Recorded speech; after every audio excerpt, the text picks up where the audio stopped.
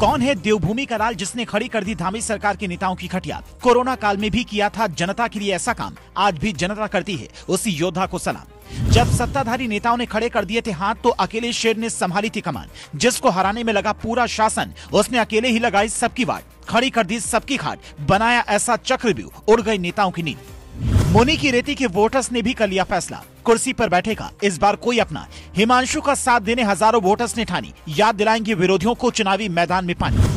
हो गई सारी तैयारी, चुनावी रण में दिखेगा जबरदस्त भारी। जनता ने भी बना लिया मन, नीलम को जिताकर दम लेंगे हम। जी हाँ, ये बात 16 आने सच है, क्योंकि इस बार उत्तराखंड का नगर पालिका चुनाव ऐसा दिलचस्प बन गया है जिसने धामी सरकार की टेंशन बढ़ा दी है। क्योंकि जिस मुनि की रेती नगर पालिका में धामी सरकार ने नेताओं की फौज उतारी है, उस इलाके में एक निर्दलीय प्रत्याशी नीलम ने सबकी रातों की नींद उड़ा दी है। ये सुनकर भले यकीन न हो, लेकिन ये सच है, जिसके पीछे की सच्चाई भी आपको इस वीडियो में बताते हैं। क्योंकि जिस कोरोना काल में बड़े बड़े नेताओं ने मदद को हाथ खड़े कर दिए थे, पुलिस प्रशासन ने घर से बाहर निकलने को मना कर दिया था, सड़कों पर कर्फ्यू लग गया था, रोजगार का संकट छा गया था, तब अकेले मुनि की रेती के लाल ने न सिर्फ सबकी मदद की, बल्कि अपने दम पर ऐसे ऐसे काम किए जिससे आज हर कोई याद कर रहा है।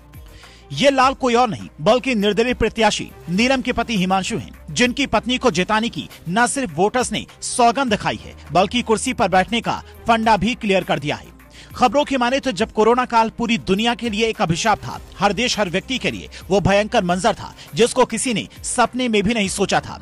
हर आदमी अपने लिए और अपने परिवार के लिए संघर्ष कर रहा था, जिसमें कुछ लोग ऐसे भी थे जो दूसरों की परेशानी को अपनी परेशानी समझकर निस्वार्थ दूसरों की मदद कर रहे थे। ये काम मुनि की रेती में हिमांशु कर रहे थे। हिमांशु ने न सिर्फ कोरोना काल में अपने सामाजिक कार्यों से एक नई मिसाल बनाई, बल्कि हर जरूरतमंदों को आवश्यक सामग्री पहुंचा रहे थे, यहाँ तक कि भूखे लोगों को खाना पहुंचा रहे थे। ऐसे समाज सेवी और जन नेता हिमांशु विजलवान का हर वोटर ने साथ देने का ऐलान किया है।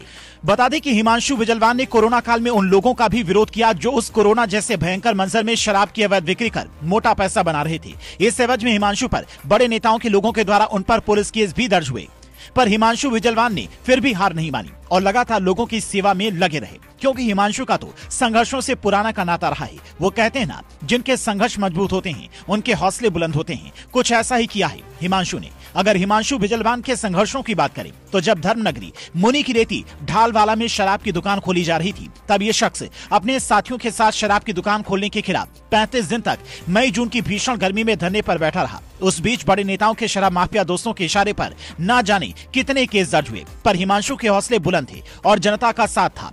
गिरफ्तारियां हुई, पुलिस ने भी पकड़ा, फिर भी शराब की दुकान के खिलाफ आंदोलन जारी रहा और हर प्रशासन को दुकान की जगह बदलनी पड़ी।